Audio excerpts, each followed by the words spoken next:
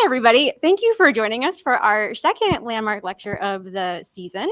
We're really excited to have you all here in person and also virtually. So the folks at home, thanks for tuning in. If you haven't yet gotten a landmark lecture bookmark, those of you in person can take one for yourself, for your friends, pass them on as party favors. They list all of our landmark lectures for the season on the back.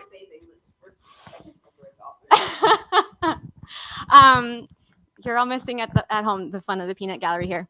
And so we hope that you can join us for our next lecture on May 13th. Last time we had paper surveys for you folks here in person, but now everybody gets a virtual link for a survey. So please give us some feedback. We are always looking to hear what you are wanting to listen to. And with all of that said, I'm going to introduce our speakers tonight. To the right of me, I have Dr. Cassandra Good. She's a historian and writer who serves as an associate professor of history at Marymount University. She previously worked for the Smithsonian Institution and received her PhD from the University of Pennsylvania. She is the author of multiple scholarly and popular articles, as well as 2 books. And her most recent book, First Family, George Washington's Heirs and the Making of America, was a finalist for the George Washington Prize. And to the left of me, I have Rob DeHart, curator here at Tudor Place. He's been here since 2021 and facilitated the award-winning installation Ancestral Spaces, People of African Descent at Tudor Place. Prior to his time here, he served for 10 years as a history curator at the Tennessee State Museum in Nashville, where he curated several award-winning exhibitions, including Let's Eat, Origins and Evolutions of Tennessee Food, and led the development of permanent galleries at the museum. Yes, okay. He is a graduate of the Public History program at Middle Tennessee State University. And without further ado, I'm going to turn it over to Rob and Cassie. Great, thanks. Sorry, sir, kind of got my cord around your foot. All right. Well, it's great to be here. It's really an honor to be with Cassie. I've found her to be an incredible scholar. And at Tudor Place, we've just been so happy with this book that she has written about the Custis grandchildren. It's been very helpful to us. I know it's been very popular. We're kind of doing a hybrid thing here. We're having a conversation, but we also have some artifacts out of the collection we'll be talking about a little bit, because a lot of her book is about how the Custis grandchildren use these artifacts to elevate their status, their social status in DC. So before we get to asking questions, I'm just going to set the stage a little bit, because this is a vast topic. If you want to know where the Custis grandchildren lived, who they married, who their children were, buy her book. Her book has all that information in it. We're not going to be able to get to all that information tonight. We're just going to stick to some serious Kardashian-like questions with this family. So let me just set the stage so you understand who we're talking about. So Martha Washington and Daniel Park Custis, they had 2 children that survived to adulthood. Patsy Custis, she died at 17. And the other one was John Jackie Custis. So as you guys probably know, George Washington, Martha Washington did not have children together. So it was these children from the first marriage of Martha Washington were the inheritors of this legacy of the first family. So Jackie Custis and his husband, Eleanor Calvert, had 4 children that survived to adulthood. And those are the ones that we're going to be talking about tonight. Elizabeth, who was known as Eliza, Martha, who was the one who was at Tudor Place, who's known as Patty, Eleanor, known as Nellie, and George Washington Custis, known as Wash. So we're talking about Eliza, Patty, Nellie, Wash. Eliza, Patty, Nellie, Wash. So just to keep it straight, just very simple, those are the 4 grandchildren that we're going to be talking about.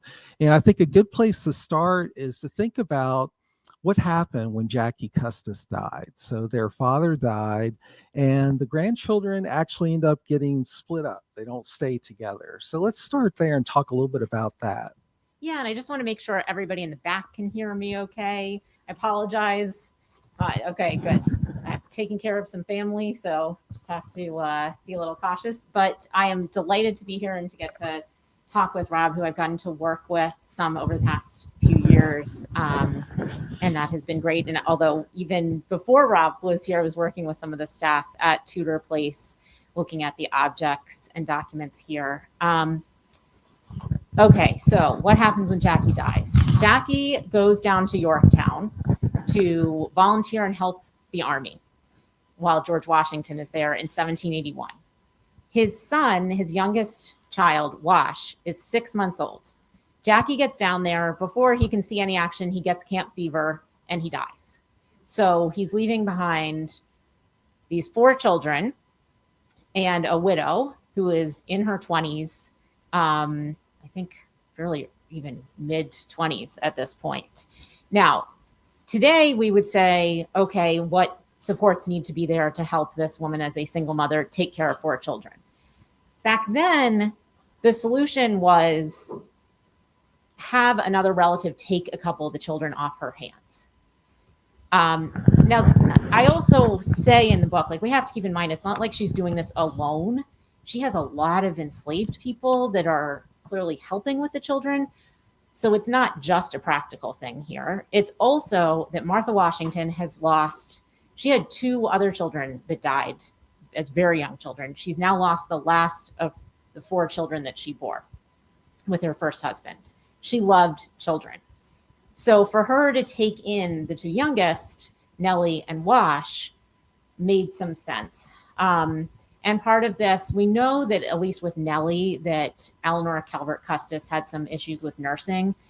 That may have been an issue again with Wash. She was ill.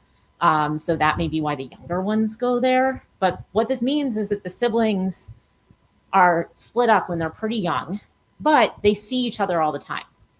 Their mother is living at the site of what is now National Airport, Abingdon, for a few years. And so the plan is that they're still going to be together all the time. When Washington becomes president, that changes the whole dynamic. And then we have Eliza and Patty, who the family ends up, when their mother remarries, moving to what was then pretty remote Northern Virginia. And they're in the middle of nowhere, basically. And then their 2 younger siblings are in New York and then Philadelphia, getting the best possible education available to anybody in America. So there's a clear difference here. I don't ever see Patty feeling upset about that, but Eliza resented it, clearly. Yeah, it took me a while to understand that, because you can see with the Washington objects, because that's a big part of our collection, how Wash, and well, especially Wash, was favored as far as getting these things. And of course, Nellie was closer, built a house, ended up having a house down there closer to Mount Vernon. So yeah, it seemed like Eliza and Patty, they were kind of put aside just a little bit. But like you said, there's no real accounts of them feeling bad, other than that Eliza had kind of like a different trajectory than the others. She was very independent. What else could you say about Eliza growing up? Yeah, I mean, I encourage you later to Google Eliza, and you will see the Gilbert Stuart portrait of her where she is standing with her arms crossed. That is not a normal pose for a portrait at this time, and it's definitely not a normal pose for a woman. And she's really looking at you, too. And there's a copy of this portrait at Mount Vernon. I don't remember it. The original is owned by descendants, and they've had it on display at Mount Vernon. It may still be there if you go. But I think that captures a lot about her. And she ends up marrying a guy who's 20 years older, has kids from while he was serving with the British in India. He had 3 sons by an Indian woman that we really know very little about. George Washington doesn't totally trust this guy she's marrying and says, you better have a prenup if you're going to marry him. She did get a prenup. And so, yeah, she's doing things her own way. And also very big on reminding people that she was George Washington's favorite child. She says this multiple times. I don't think she's right, because if he played favorites, it was Nellie, not Eliza. But she really didn't like her stepdad and felt very close to George and Martha Washington, even though she's not actually living with them as she's growing up. She's spending enough time with them. And, you know, another unusual thing with her is she ends up separating from her husband. This is the talk of DC. We were just talking earlier that I have read letters, pretty much most people who were living in DC at the time, it was small enough that I have read most of their letters from the early 1800s, because I just wanted to see who was talking about the Custises. I'd also done other research on DC before. And everybody's talking about Eliza separating from her husband. And why is it happening? It seems like it was what we'd call now irreconcilable differences. That was not a reason you separated from a spouse back then, but that seems to be what it was. And she, continued to be very independent. How she kept all of her Washington relics is not clear, because she did not have her own house for most of her life. And we will see later an object. She handed out a lot of objects to other people towards the end of her life. She also, and I have image of this in the book, she sent people, she would cut a piece. She had velvet breeches that were George Washington's. And she cut little squares and glued them onto letters that she sent to people and said, here, I'm sending you a piece from Washington's pants. And there is also the original pair of breeches at Mount Vernon with a big hole from where she cut all these out. But I mean, she sent them to lots of people, including somebody at a museum in Poland got in touch with Mount Vernon and said, we found this letter to a Polish princess from Eliza Custis, and she's got the glued on thing. So she's a character. She's very interesting. And it helped me as a curator, because we do have some Eliza stuff, and like we have plates that she used for when Lafayette did his American tour in 1824. I'm like, why do we have these? And it makes more sense because she didn't have a real solid home. She was renting from the Peter family at that time, so she was going to throw them out and then sold them to Patty. And that's why we have them. We have a turban that supposedly came from India through Thomas Law. So we have a few things that kind of came from Eliza because of the way, I think, because of the way she lived her life, a little bit different than the others. And your book, I think, does a good job of just that, seeing that fatherly instinct of George Washington, which is really cool to see. And he's just like, you can identify it if you're a parent where you're just giving the best advice you can, and they absolutely will not take it. And then you really see that with all of them. He's pushing Wash, the gender roles of the time, all the girls, it's like, you have to marry well. With Wash, be a businessman. What happens to Wash as a businessman? Well, he wants Wash. I actually think he sort of wanted Wash to run for office. Oh, so be more like a politician. Government. I mean, anybody doing that, it was not really their career. They were also, businessman in Virginia terms is like running a plantation. Right. And he knows that Wash is going to do that. Wash stood to inherit hundreds of enslaved people and multiple plantations, including in Northern Virginia, but then also in the Tidewater. So yeah, he knows Wash is going to do that. And he's saying to Wash, you need to get an education so that you can serve your country, basically. And Wash, just like his father, drops out of more than one college and never finishes college. So that is very frustrating. You can see the frustration in George Washington's letters, but you can also see that Wash is, when I was writing the book, the first pass I did of writing the George Washington Wash conversation, which has been in other books, was just like, oh my gosh, he's so annoying. This had to be so frustrating for George Washington. And then I went back and I was like, wait a second. What if I look at it from Wash's point of view? Wash could not do anything to please George Washington. He even at one point said, I didn't go to a party the other night so that I could stay home and study. Aren't you proud of me? And George Washington says, no, why didn't you go to the party? Or he says, it was really hot here. It was 102 degrees. And George says, it was only 90 something here in Virginia. It could not have been that much where you are. So I think George Washington is hard on him. And yeah, it's a human dad thing that you see in the letters. And Wash is the one who built Arlington House across the river. So just to kind of give you some context. The Custis grandchildren, one thing about them, and you see this in the book, they had very strong political opinions coming from the first family. It's almost like they expected that in society they were supposed to have these opinions.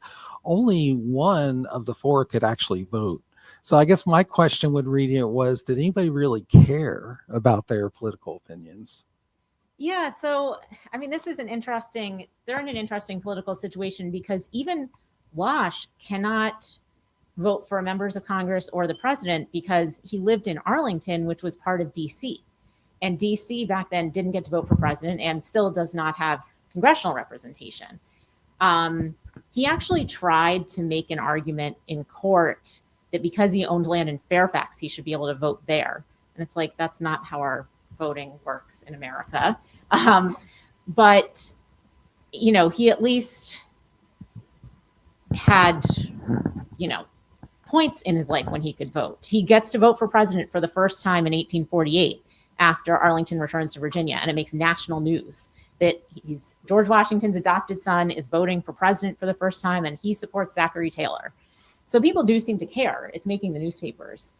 For the women, even though they cannot vote or run for office, women's political opinions mattered in this period. They had political influence in many cases. They could be sort of influence brokers. And I think Nellie in particular, Nellie and Eliza are really trying to do that at various points.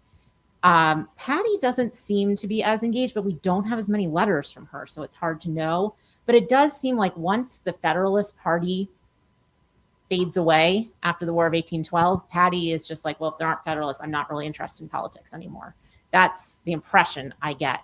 And even Britannia, her daughter, says at one point, like, she was a Federalist her whole life, even though the Federalists are gone after 1815. So, and she's also, I mean, the Federalists tended to side more with the British. The Democratic Republicans sided with the French, but Patty is extreme on this. I mean, if we just think about Britannia, I love the story of her name, that the British troops, Wellington's troops specifically, come and burn the city of Washington. The Peters can see the smoke rising from here. They go down on horseback, talk to the soldiers. Patty talks about how great the British soldiers are. And then 6 months later, she has a baby and names her Britannia Wellington. I mean, it's just kind of staggering to think that George Washington's step-granddaughter would be that pro-British. So yeah, I mean, her political opinions do matter. In fairness, though, to Patty, she also had a daughter named America. So and Columbia. And Columbia, right. Yeah, she was stubbornly Federalist, whereas the other grandchildren, you can see they're more opportunists. They start as Federalists, but then once they see what's happening with Jefferson and then especially Andrew Jackson, they go ahead and they start supporting that cause because they realize that's their key to political power or any kind of influence. Yeah, I mean, Eliza's the only one. So she's a Democratic Republican from as soon as we had political opinions expressed by her, basically. And it does cause falling out with her siblings. I mean, there's a letter from a family friend of theirs who is basically saying, I know you can't get along with your siblings right now because of politics and you need to get over it. It sounds familiar, doesn't it? So she is on the other side from them. But I mean, Wash is more Federalist sort of by the time we get to the War of 1812, he's more in the center. And then all of them, when Andrew Jackson runs for president, he is a war hero. George Washington was a war hero. They're going to support the war hero. Same with Zachary Taylor. There are not a lot of people who felt passionately about Zachary Taylor, but Nellie did. And I mean, Nellie said that Zachary Taylor was basically the second coming of George Washington. And, you know, Zachary Taylor was literally chosen as the Whig candidate because he had no political record whatsoever. He had never even voted because he was a soldier and there was no absentee voting yet. So it's really just the military stuff for them. It is no longer about partisanship at that point. That was another revelation because we had a couple Zachary Taylor things in the collection. I was like, I wonder why we have those. And after reading your book, I was like, okay, so they had a thing for Zachary Taylor because he was a general like the step grandfather. Something I really liked about the book, you devoted a whole chapter talking about enslavement. And it's like whenever you're talking about the Custis grandchildren, you're never too far from the fact that there are enslaved people doing all this work and making their lifestyle possible, which is a type of interpretation we've really embraced here. I know a lot of other sites have too. So I want to talk a little bit about how the Custis men fathered a number of children with enslaved mothers. So this isn't, we talk about Hannah Pope, who one of Patty's sons was biological father, but there's Jackie Custis did, Wash did. Let's talk a little bit about that, because that is something that I wouldn't say we struggle with, but we talk a lot about the complicated history of that and how to talk about it. Yeah, I mean, that was the most challenging part of the book to write. I didn't want to have a separate chapter on slavery originally because I wanted it to be a thread throughout, because it was just part of their everyday lives. It's not like they separated that out. And my approach of integrating it into their daily life really came a lot from seeing interpretation at historic sites like this, because it's a newer thing for history books to do. There are others that do it that, were helpful to me as well, but really taking tours of sites that were doing this was helpful in thinking about, okay, even if they're never mentioning the enslaved people, how do I imagine where they would have been, what they're doing? And then what gets really tricky, and I did a lot of back and forth on this, was the family tree at the beginning of the book. What do I do about the Black relatives where we're still researching and figuring out the level of evidence on this? And it's all subject to finding more evidence, getting more DNA testing, uncovering new sources. And I mean, there's new sources that come to light, and I say new, they're old, but nobody had seen them.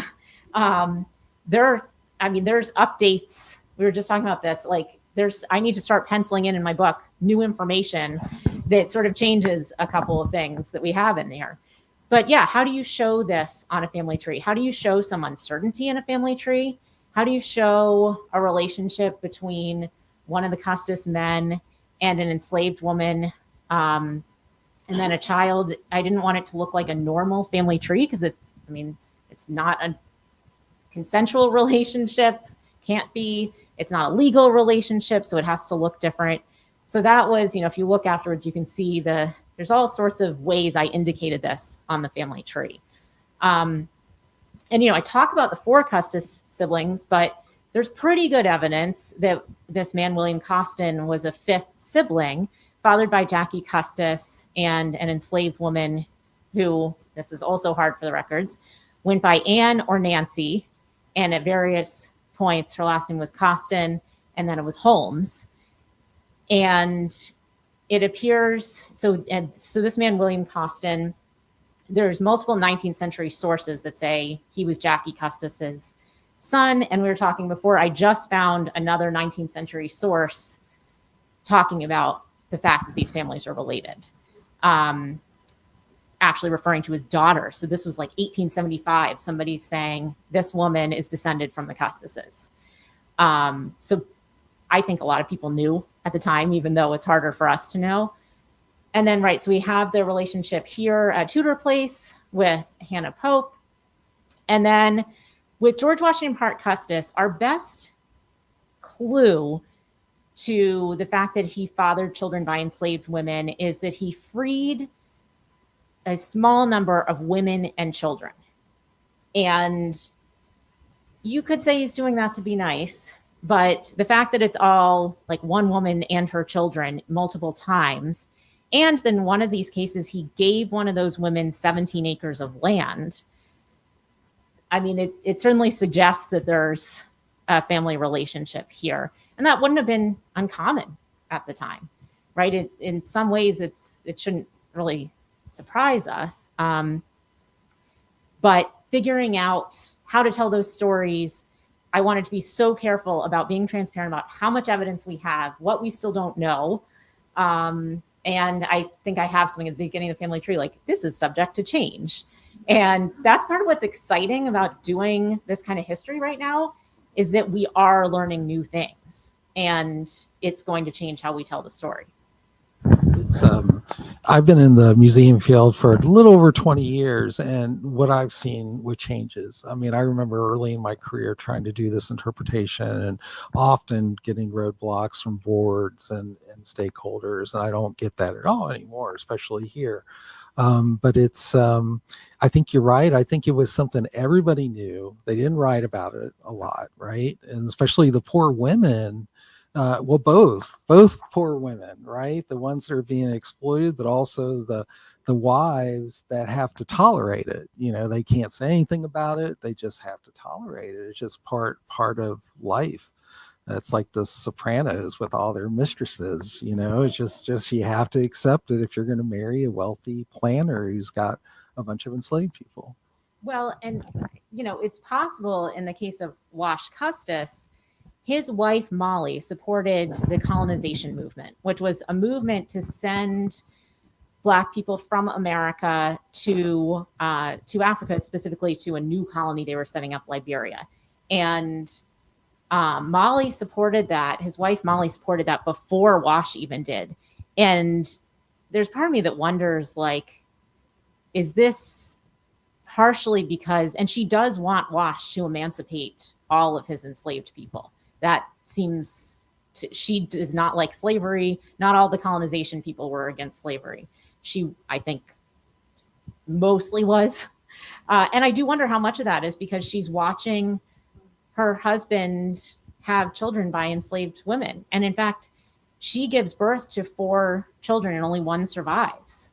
And then there's probably a dozen children by enslaved women that are living around her. And just trying to picture how painful that must have been for her, I can see how colonization to her would make sense. Be a solution for Right. that problem. I mean, Yeah. it's something that from the beginning, most Black Americans said, this is a problematic solution you're suggesting. We were born here. Why are you telling us to go back? Right. So I don't want to suggest it was a good answer, Right, but right. that it had some logic for her. Yeah, absolutely. Yeah, that's always been kind of my take on that whole movement too. Yeah, these people that are like, I have just as much right to be here as you. Why should I go? Why don't you go back to England? You know, I mean, you could do it that way. Yeah, so I am glad that we're able to tell these stories now. And it is an exciting time to be doing this history because it just opens up all these avenues for telling diverse stories and inclusive stories that were very difficult for us to tell before. Because a lot of it, and I think DNA has really opened that up because before it was all, it's hearsay. And when you get, descendants of Hannah Pope, who was at Tudor Place, and they come up as being related to Martha Washington, it's kind of hard to deny that, Yeah, though, in most of the cases, we don't have DNA yet, and it's just doggedly going through the records and piecing things together, which, it's not like people couldn't have done that before. The amount of stuff that's been digitized and put into databases makes it a lot easier to do that work now than it was before. There's still a lot of stuff that is difficult to access, but I think the more that gets digitized and put into databases, the easier this is going to get. I mean, one of the new documents that was found by a genealogist researching for Woodlawn, Nellie Custis's estate, was a manifest for a ship that was transporting enslaved people from Alexandria to Louisiana. And she was able to just match up the first names that we knew of the people. There were 50 people sent or sold to Louisiana in the 1830s. We knew the right time. We knew their first names, and she went through the records. And then very soon after she found that document, a database went up with the names. Like, that would have made it even faster if she, to find it. And the remarkable thing I would say for anybody researching this kind of stuff is that the manifests in New Orleans all have, or mostly have, last names, which most lists we have of enslaved people don't have last names. And it's not because they didn't have last names. That's what really strikes me. If we know they had them, they show up on these other records. Why? yeah, it's strange. And there are explanations, but Right. yes, this is a rare record that gives us that level of insight. It's amazing. Yeah, I'm excited about those records. One of the things we've been doing with our latest tour is showing how the Washington collection relates to the Custis grandchildren, but also to people like Hannah Pope, and trying to talk about how the Custises use this collection to elevate their status, yet the Pope children could not. My question for you is, how successful were they at that? I mean, you talked about what Eliza did, cutting out things, giving it the gifts. How do you think that really gave them some access to power or status that they wouldn't have had otherwise? Yeah, I mean, there's a question of what does it mean to be successful, right? I think they are successful at keeping themselves in the news. When they give gifts to somebody famous, especially like when they give gifts to Lafayette, I think, and to Andrew Jackson, they know they're giving gifts to Washington relics. I think they probably sent the stories to the paper themselves. Sometimes the papers would print the letter going along with the gift. So it gets them public attention, definitely. And yeah, I think they're using it for political favor in some cases, or to express a political opinion. So, I mean, my favorite story with Patty, is that there's something called a gorget, which is a military, like a large necklace. Yeah, I was about to say, it's kind of like a necklace. And it is not here at Tudor Place because Patty gave it to a friend in Boston who was part of a Federalist group that was against the War of 1812. And so she sends it in 1813 saying, you know, giving the Washington family stamp of approval to your politics, basically. And that letter gets published in the newspaper, as does the letter of acceptance for this thing. And actually the object, it's still in Boston. It's at the Massachusetts Historical Society. And so she was using that to make a political statement in a way she couldn't have without the object. So I think that kind of example really shows the power here. But it's true that, you know, somebody like Hannah Pope is not going to have, or rarely has, these kind of objects. We do have a few examples. So William Costin's family, for instance, there were a few Washington objects that ended up getting passed down through that family, including some porcelain figures, which there's a new article I have out with the curator at Mount Vernon on this. And in a way, the presence of those objects going down through that family helps show that there's a pretty close tie here if they're getting these objects. It's like they're cherishing them as well, Yeah. just like the other descendants, Peter descendants. So. Yeah, but they can't publicly lay claim to their family ties in the same way. Right. I mean, there's just no evidence that publicly anybody was acknowledging that these people were related to the Custises. Yeah, yeah. There's also accounts of Patty wearing, we have a miniature portrait of George Washington in the collection. It's a beautiful piece that he had made for her. Yeah. And of her wearing it almost like a necklace around, just so you would know. Well, and she's wearing more than one, I think. You're right, yeah. She's got one tied around her waist. And then Eliza has a few strapped to her arms, apparently, of miniatures. And they're wearing these things to a party in Georgetown, just like boldly advertising, look who we're related to.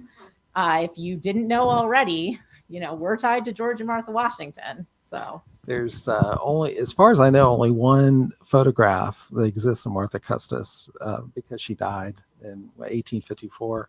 And in that, she is holding that little miniature portrait straight out front. You know, you can see it just right there. Yeah. So this brings us to the discussion about cultural capital, which I love your guys' articles, yours and Adam, what you guys have done with this work. So we brought a couple things out from our collection here at Tudor Place to talk about that. I think the first thing to talk about is this plate. This is one of Eliza's gifts. So what's interesting is that there's a note pasted to it where it's an account of Eliza giving this to a woman in Georgetown who's named Mrs. John Murray. in 1824, I believe, or 1825. And we were just discussing, and I didn't realize this till Cassie came in, but you heard her say how she's read every letter, right? She doesn't think it's Eliza's handwriting. So that's, now I'm going to have to go look at that again. Well, but the other thing, like that is glued onto the plate. So this also gets us to the argument that these things are relics for them. I mean, they're using some of the objects in their households, clearly. Like I wrote, one of the first things I wrote from this book was about a bedpan that had gone through the Peter family that's now at Mount Vernon. And it's like, they're not getting that to display as a Washington relic. They're probably getting it to use during Patty's lying in periods when she has kids. But something like this, obviously you can't eat off the plate, and you're not even going to display it on a shelf if it has that thing glued to it. It's just so clear this is purely a relic. Right. And it says in the note that it was used by George Washington at Mount Vernon. It is a mid 18th century French ceramic. So it makes sense. It matches some others we have in the collection. But it is kind of odd. We don't know exactly where the note came from and who pasted it on there. Probably wasn't Eliza, but somebody wanted to make sure they remembered where that plate came from. Well, and Eliza did, even though this, I don't think it's her handwriting, there's a ton of objects that have Eliza's notes glued or pinned into them. So she was actually very helpfully for us, very good at labeling things. The Peter family were like that too. Yeah. Even later descendants. Yeah, they did it later because they numbered everything. But Eliza, in her lifetime, she wasn't always right about what she said. But yeah, she has all sorts of notes explaining what various objects were and who she's giving it to. Yeah, and the Peter family did this all through the generations. I guess that's where they learned it. And even in death, we have sheets. It's there's a note that says on these sheets, Armistead Peter III died in 1983. So even the last owner of Tudor Place dies. Someone went to the trouble to put a note on the sheets that he died on. So it's like you have this weird, I shouldn't say weird, but you have these bookends from beginning to end of people noting everything in the collection. And it is really wonderful because like this piece here, which after the program, you're welcome to take a closer look because you would never know what it is unless I told you. But this is soap that came from Mount Vernon. Maybe it was used by George Washington. They bought this at Martha Washington's estate sale after she died in 1802. And it's petrified. You know, you guys can take a closer look, but this is a good example of an everyday object that becomes a relic. It's almost like religious relic in a way. Yeah, absolutely. And people wanted to touch objects that George Washington had touched. And there's a story at one point about somebody coming to a party here at Tudor Place and drinking from a punch bowl that was George Washington's, and it like made them drunk because they were just so overcome with power by this, having this contact somehow with George Washington. Yeah. And then the other thing is a little odd that I pulled out because we talked about snipping things, right? Like we've got us and Mount Vernon both have tons of sample snippings of fabrics, especially a lot from a gold fabric that supposedly came from Martha Washington's wedding gown, and they mailed those out too. But this slipping is really unique. Supposedly, according to the note, it came from the British surrender flag of Yorktown. When the British surrendered, this flag was given to George Washington. Then after he died, it went to Wash at Arlington House. Then in 1854, he was going to donate them to the government. They're at the U.S. Army Museum. Is that right? I think so. Yeah, they're at some military museum, not Smithsonian. Right, and so they're now in a military museum at West Point. At West Point, okay. So there's a little note there that Marky Williams, who help me with who Marky. That is Patty's granddaughter. Okay. Her daughter America's daughter. Okay, who was over at Arlington House. She lived at Arlington some of the time. For a while. Yeah. So there's a note there that she was mending these before they were donated to the government. but just happened to take some snippings before they went out the door. So we have and if you look at the flag closely when you come up here, you can see on the edge where it's blue, it looks like the flag's there, but it's not. There's netting there. They have filled it in with what's missing. So we have some of the blue, some of the white. We have snippings from the Hessian flag that was surrendered at Yorktown. Also from the USS Constitution flag, we've got some things from it. And we've got lots of things I can't even identify. But I've worked with the Amanda Isaacs at Mount Vernon, the textile curator, and some really nice like fabric that doesn't even look like it was ever used, just like purchased. It still has the glossy finish on it. It's just pristine. So it's really quite amazing what they would buy, but then keep some part of it as a way to remember or to, they also did it with quilts too. We've noticed that there's some quilts at Mount Vernon that share some fabric that we have here. Well, and unfortunately they also did it with letters.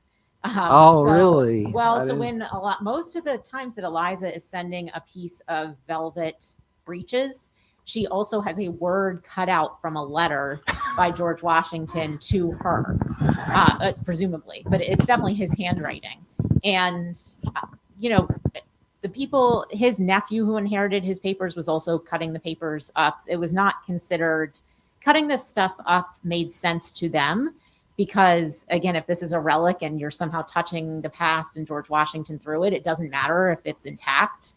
And they didn't think of personal letters as of historical importance. George Washington knew that his official letters were important and had his nephews organizing it before he died. They usually weren't cutting those up, but I think it's more likely the personal stuff that they're clipping from. So it makes our job a little bit more challenging. Yeah, we miss all that content. There was a thing in the 19th century cutting out autographs. You see that in a lot of, they come up for auction quite a bit, just random signatures of people. We have some in our collection. You wonder what letters got cut up that those came from. Yeah, I think it's this of the signers of the Declaration. I think it's Budden Gwinnett from Georgia is the most valuable. I forget what those have sold for, but just a clipped. Just his signature, very valuable. Wow. So I guess my last question before we open it up for questions from you guys is can we think of the Custises as the Kardashians of the 19th century? They're famous because they're famous. Yeah, that's absolutely how I think of them. I mean, multiple people have brought up, when he brought up the term Kardashians when we were talking before this, he's like, is that, I said, oh, multiple people have suggested these people are like the Kardashians. And yes, they are famous for being famous. They're famous because of their name, not because they have accomplished anything in particular. And they're famous because they have made the effort to keep their name in the news. They're not doing a reality show, but they're doing their version of it in the 19th century to keep themselves in the public eye. And, frankly, like Wash in particular, who writes plays and does paintings, they're not very good. So the paint, you can see if you go to Arlington House, one of his giant canvases of paintings, his family knew they weren't good. And he also gave a lot of speeches, some of which were well received, others not so much. I mean, Nellie says at one point to Wash's wife, like, oh, is he going to give another speech? I really hope he doesn't embarrass himself. So these are not people that would have been famous for any other reason besides this relationship to Washington and constantly telling people that they were related to Washington. Unfortunately, we have one of those paintings too. Yeah, I need to pull it out sometime. Oh, It's yeah, not on display. No, No, it's in some back room somewhere. Yeah, I'd have to get it out. Well, Cassie, this has been great. I really encourage you guys to check out her book. It's really interesting. Just think about Kardashians and you want it. So let's open it up for questions. Does anyone here have any questions, any collections or questions from our virtual audience? Yes. Can you talk a little bit about the inheritances of the 4 kids from the deceased father? What happened after he died? Did they automatically Yeah, no, right. Yeah, so the question was about the inheritance that the kids got from Jackie Custis. This is incredibly complicated, and I do not have a full answer because I'm pretty sure they got money as part of their inheritance, but I've never been able to pin down how much. I've never been able to pin down how much money was in his estate. And what happened, because he died without a will, and the kids were still minors, basically, when somebody died intestate at that point, the widow gets use of a third of the property for her lifetime. And then there has to be a guardian appointed for the children who will take care of the property before they inherit it. George Washington really did not want to do this. He had done it for Daniel Parke Custis, for Jackie and Patsy. And, you know, he's pretty busy with fighting the American Revolution when Jackie dies. And so there's actually these letters going back and forth with one of the Custis relatives saying, like, you do it. No, you do it. And it got resolved by the fact that their mother remarried. And so David Stewart became the guardian. And there are accounts in the Fairfax County archives at the courthouse that are like accounting for different costs and income from the Custis estate while the kids are still minors.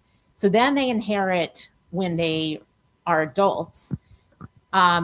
We don't know exactly how many enslaved people the girls inherit, but my estimate based on how many Patty gets when she gets married is about 60.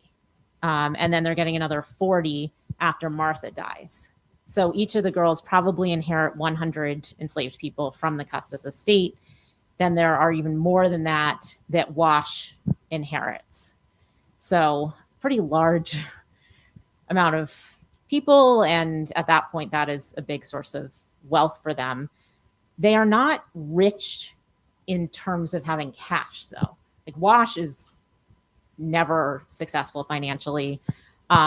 Woodlawn, like they have enough money to build Tudor Place and Woodlawn and Arlington House, but they don't run their estates well. And so even though they have inherited a huge amount of wealth, they are mostly financially struggling.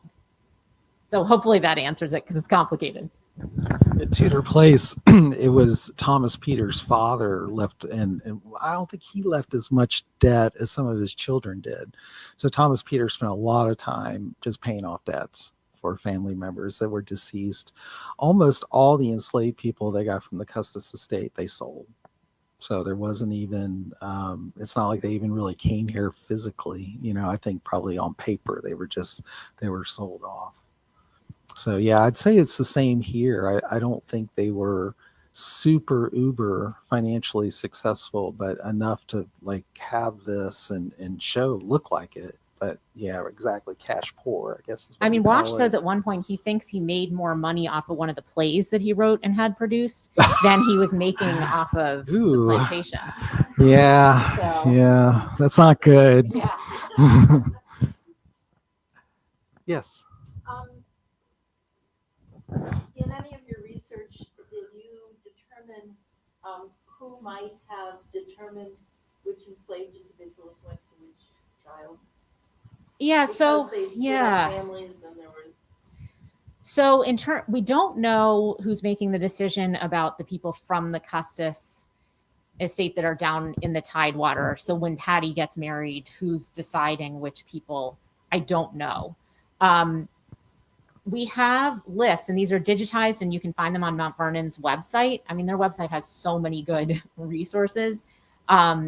There is what we call a divvy list, basically a list of the division of people from Mount Vernon, where they are splitting up families when, yeah, I mean, they could have tried to keep them fully together as they're moving people from Mount Vernon, but the other factor is that a lot of those people are intermarried with people that George Washington had owned and that had been freed. So that's another layer of complication. My guess is that the siblings worked on this together. And I would suspect, based on some things that Thomas Law and Nellie's husbands, Eliza and Nellie's husbands had said, that the girls did it and not their husbands. It seemed like they were controlling. And I don't know if you think Patty would have been the one to do it, but it does seem like their husbands were letting their wives, even though by law they didn't own this property. When you got married, your husband owned, unless you had a prenup, which Eliza didn't cover the enslaved people from what I can tell. So yeah, I think they probably talked about it together, and these were people that they knew because they had been at Mount Vernon and, you know, made decisions probably together, but clearly not consulting the people they were distributing.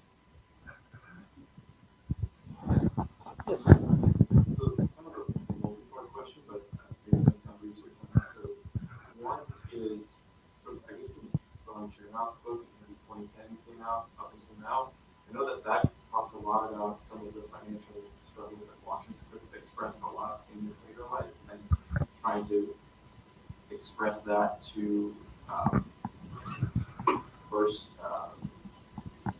stepson, and then with his death, trying to impart some of those lessons to his step-grandson. Did you sort of notice any change in his approach to taking on that father role as between those two generations? Because I know in some ways sort of Lafayette played the role of his sort of most favorite son, and then when he was imprisoned in the French Revolution, that was probably very frustrating as well. So do you see sort of stylistic changes in his correspondences of how he tries to give advice, because he's got a lot of difficulty with his younger men? Yeah, so just for the audience online, the question was, does George Washington change the way he gives advice to first Jackie, his stepson, and then Wash, his step-grandson, given that some of their behavior is pretty similar? It honestly felt to me like deja vu reading the letters. He had to have been really frustrated because it felt like he was saying the same thing to the next generation. I don't think he's really changing much in terms of what he's saying. And with both boys, I mean, Jackie was pretty young when George Washington became his stepfather. So he had helped raise both of these boys. But I will say that I never saw anything about this with Jackie necessarily, but with Wash, there's this conversation about the fact that he thinks Martha is spoiling the kids, especially Wash. And one of Wash's tutors says it is going to make him completely insufferable because of how spoiled he is. And George is saying, like, I can't really step in on this. And so there is an interesting dynamic there about, are they just blaming Martha Washington because this was a sort of stereotypical critique of grandmothers being too indulgent? Or, you know, is this in reality part of what's going wrong with both of these boys, is that their mother, having lost children, coddles them and doesn't give enough boundaries? We don't know. Do you think that the role of sort of the Custis fortune being independent from George and being more of a advisor towards it sort of makes him have to operate the Thomas line?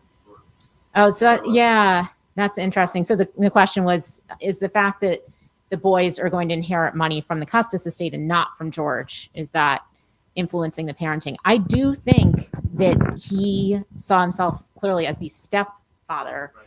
and that, you know, and he does not have any financial leverage over them in that way. I mean, he does leave land. If anybody is familiar with 4 Mile Run area in Arlington, that part of that was land that Washington left to Wash, even though Wash had plenty of other land. So yeah, I do think that there's a sense that, like, Martha is the biological parent and he defers to her on certain things. Once it comes to their education as young men in college, Martha's really not involved at that point. It's really George. But I do think this is a little different from if he had been their father. Any other questions? Yes. I guess the objects very much to get cultural power, societal power, political power. There sell them for monetary?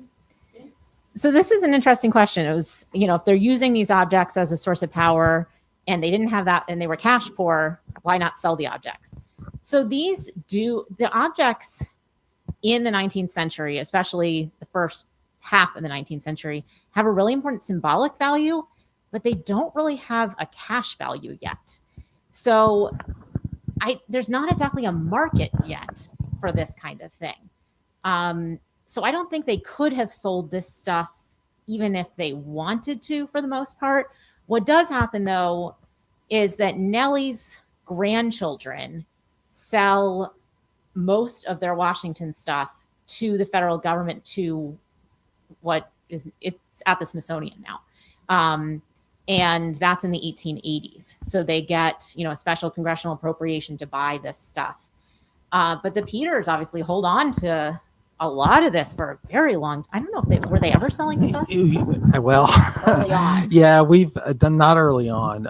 It is a great question. Yeah, I think she's right. I don't think there was really it had more symbolic value.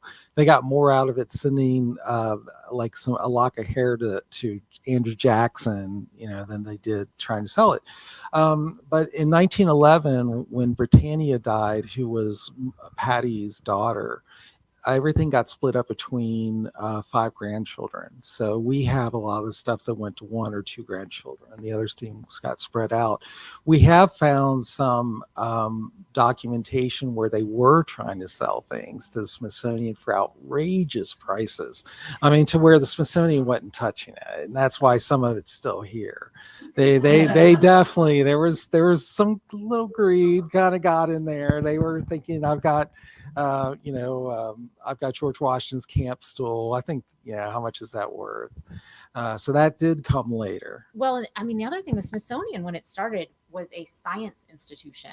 There was a fight over making it also a history institution. That is not what the original leadership of the Smithsonian wanted.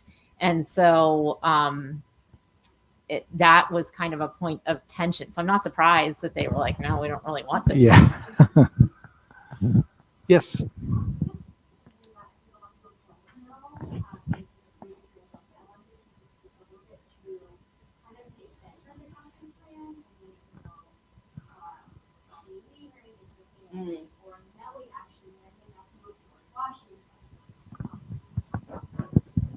Yeah. So will people online have heard your question because you're sitting by? Okay. So the question was about the sort of extension and other famous relations of the Custises.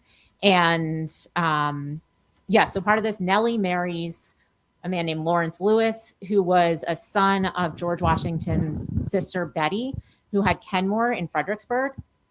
Lawrence was supposedly the one nephew who looked the most like George Washington. So that's interesting. Don't go there. Yeah. Well, but he makes an interesting comment where he says Nellie is marrying into my family, which she's like your daughter, but he clearly saw she was not a blood relation. The fact that she was marrying a blood relation of his made a difference to him. And then, the famous figure we haven't talked about here, Robert E. Lee, marries Wash's only white daughter, Mary. And everybody knows that he is marrying into Washington's family. And there's actually 2 different books about this. The idea that Robert E. Lee is George Washington's heir in a way because of marrying into this family. He's very much connected to George Washington. And I argue that, his decision to fight for the Confederacy is part of the Custis family's downfall, that, after the Civil War, most people don't know who they are. The succeeding generations do not keep up the Kardashian effort. And I think that it's partially because of Lee. There's also, I traced out in terms of the kids, all 4 of them have grandchildren who fight in the Civil War, and they almost all fight for the Confederacy. There is one that actually was hung as a Union spy, or a spy on the Union. And he, the image of this is on the cover of a magazine during the war. That was a Peter descendant, actually, Orton. And otherwise, though, it's interesting when you get to the point they're dedicating the Washington Monument in the late 19th century and they want Washington's family to be there. They're just looking for people with the last name Washington. They're not really looking for the Custises. One of the lead descendants gets invited, but it's clear that what they care about is finding Washington descendants who, for their part, I mean, we haven't really talked about them because in the 19th century, they didn't care about telling people they were related to George Washington, even though they had the last name and had inherited land and Mount Vernon from him. His nephew who inherited Mount Vernon, his obituary did not even mention he was George Washington's nephew. So, you know, we see a stark difference there in different branches of the family about how they handle this. Any other questions? All right. Well, thank you very much. Thanks for Really having me. enjoyed it. Thank you all.